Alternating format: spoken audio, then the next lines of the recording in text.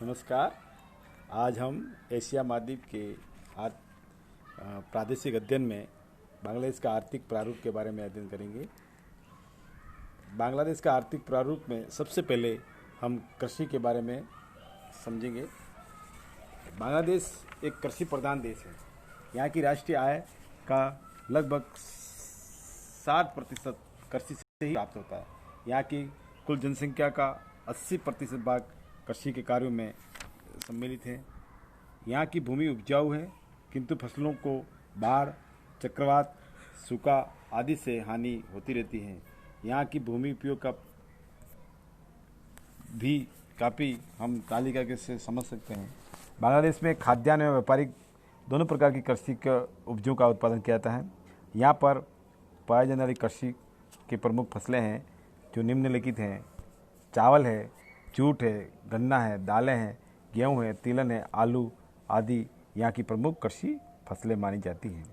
सबसे पहले हम यहाँ की प्रमुख फसलों में से चावल के बारे में समझेंगे। चावल की कृषि बांग्लादेश में कृषि क्षेत्र के लगभग 80% क्षेत्र पर की जाती है। बांग्लादेश में वर्तमान में प्रतिवर्ष औसत 150 लाख टन चावल का उत्पादन होता है। यद्यपि चावल की मात्रा देश की आवश्यकता से कम ही है। यहाँ की सरकार ने चावल के कृषि विस्तार हेतु नई योजना तैयार की है। यहाँ चावल प्रति एकड़ उपज लगभग 1000 पौंड है। वर्ष में चावल 3 फसलें प्राप्त की जाती हैं। इनमें से अमन फसल सर्वाधिक होती है, जिसे मई जून में बोया जाता है और नवंबर दिसंबर में काटा जाता है। चावल की दूसरी जो फसल होती है उसे आस कहलाती है, जिसे मार्च अप्रैल में बोकर जुलाई अगस्त सितंबर में काटा जाता है। और तीसरी प्रकार की जो चावल की फसल है वह है बोरा कहलाती है। इसकी गौण उपयोगिता है, यह नवंबर में बोई जाती है और फरवरी मार्च में काट ली जाती है। चावल की अधिकांश कृषि सिंचाई पर निर्भर करती है तथा इसकी सफलता वर्षा की प्रगति पर निर्भर करता है। चावल उत्पादक प्रधान जो जिले हैं वह प्रमुख हैं बरिशल, मेमनसिंह, रंगपुर, खुलना, सिलहट, कोहिमा, राजशाही, ढाका इत्यादि। अब है नेक्स्ट फसल जो है जूट। यह बांग्लादेश की प्रमुख व्यापारिक फसल है। जूट एक प्राकृतिक रेशा है। इसके उत्पादन में बांग्लादेश विश्व में अग्रणी है। विश्व में 70% जूट यहाँ ही उत्पादन होता है। इसमें जूट का निर्यात 90% भाग बांग्लादेश का ही होता है। वर्तमान समय में यहाँ का वार्षिक उत्पादन 50 लाख टन से भी अधिक माना जाता है। जूट उत्पादन के लिए यहाँ उपजाऊ मिट्टी एवं जलवायु की आदर्श दशा होने के कारण जूट का सबसे ज़्यादा बांग्लादेश में उत्पादन होता है। बांग्लादेश में केवल चिटगांव के पर्वतीय क्षेत्र में सुंदरबन के क्षेत्र में ही जूट का उत्पादन सबसे ज़्यादा होता है। जूट देश की अर्थव्यवस्था में महत्वपूर्ण स्थान रखता है तथा विदेशी मुद्रा का प्रमुख स्रोत भी माना जाता है। वर्तमान समय में जूट से न केवल बोरियां व रस्सियाँ अपितु इसे सूती, ऊनी और रेशमी धागों के साथ में मिश्रित पर अनेक प्रकार के वस्त्र बनाए जाते हैं। यहाँ के 8 प्रधान जूट उत्पादक जिले हैं मेमनसिंह, रंगपुर, कोहिमा, ढाका, फरीदपुर, राजशाही, पबना और बोगरा है। इसके अलावा नेक्स्ट जो फसल है बांग्लादेश की गन्ना, इसका भी बांग्लादेश में दीनापुर, रंगपुर, ढाका, मेमनसिंह, राजशाही जिलों में किया जाता है। वर्तमान समय में गन्ने का वार्षिक उत्पादन काफ़ी अच्छा है। यहाँ की अधिक नम जलवायु होने से कृषि के लिए उपयुक्त नहीं है। चाय भी बांग्लादेश की प्रमुख व्यापारिक कृषि उपज है। चाय के निर्यात में भी यहाँ विदेशी मुद्रा प्राप्त होती है। वर्तमान में यहाँ उत्पादक क्षेत्र जो है सिलहट एवं चिटगांव की पहाड़ियाँ हैं, जो कि यहाँ की चाय यूरोपीय देशों में अमेरिका को निर्यात की जाती है। तंबाकू, इसकी खेती बांग्लादेश में कृषि क्षेत्र के लगभग 1% पर की जाती है। इसकी सर्वाधिक कृषि रंगपुर जिले में की जाती है। बांग्लादेश की अन्य फसलों में गेहूं का उत्पादन राजशाही, पबना, रंगपुर, तिलहन आदि होता है। अब है खनिज मिनरल्स। खनिज की दृष्टि से बांग्लादेश एक निर्धन राष्ट्र है, क्योंकि देश में खनिज बिल्कुल ही नहीं है। प्राकृतिक गैस का यहाँ विशाल भंडार उपलब्ध है, जिसका उपयोग करने के लिए योजनाएं हैं। 1975 में यहाँ से बांग्लादेश में तटीय भागों में विदेशी कंपनियों की सहायता से पेट्रोलियम के लिए अनुसंधान कार्य चल रहा है। अभी तक यहाँ गैस के परिणाम नहीं निकला है। गैस के प्रमुख उत्पादक क्षेत्र में सिलहट के प्रमुख उत्पादक क्षेत्र सुई एवं छाटक हैं। जल विद्युत उत्पादन की यहाँ अनेक योजना है तथा इनमें उत्पादन किया जाता है। यहाँ के प्रमुख विद्युत उत्पादक में केंद्र में मेरमाड़ा, गोलापारा, सिंध, रंगज में स्थित हैं। इसके अलावा तीस्ता बांध परियोजना से 10,000 किलोवाट का विद्युत उत्पादन होता है। अब है उद्योग, इंडस्ट्री। मूलतः बांग्लादेश एक कृषि प्रधान देश है, फिर भी यहाँ उद्योगों का विकास हुआ है और कुल राष्ट्रीय आय का 10% भाग उद्योगों से ही हमें प्राप्त होता है। यहाँ के उद्योग प्रसिद्ध पर रहे हैं, विशेषकर ढाका की मलमल नामक वस्त्र विश्व विख्यात पाया जाता है, जो स्थानीय कुटीर उद्योग के अंतर्गत निर्मित किया जाता है। यहाँ के अधिकांश उद्योग कृषि उपज पर निर्भर हैं। औद्योगिक विकास की प्रमुख बाधा खनिज और शक्ति के साधनों की कमी होना। इसके अतिरिक्त जब बांग्लादेश पाकिस्तान का अंग था, उस समय यहाँ उद्योग में विकास पर विशेष ध्यान नहीं दिया गया। वर्तमान सरकार के औद्योगिक विकास की ओर प्रयत्नशील हैं। यहाँ के उद्योगों को 3 श्रेणियों में विभक्त किया गया है। पहला है कृषि पर आधारित उद्योग, दूसरा है वनों पर आधारित उद्योग और तीसरा है खनिजों पर आधारित उद्योग।